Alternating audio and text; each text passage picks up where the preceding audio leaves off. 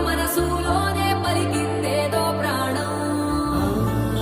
కన్నుల్లోనే గంగై పొంగిన ఆనందం, కాలంతో పరిహాసం చేసిన స్నేహం.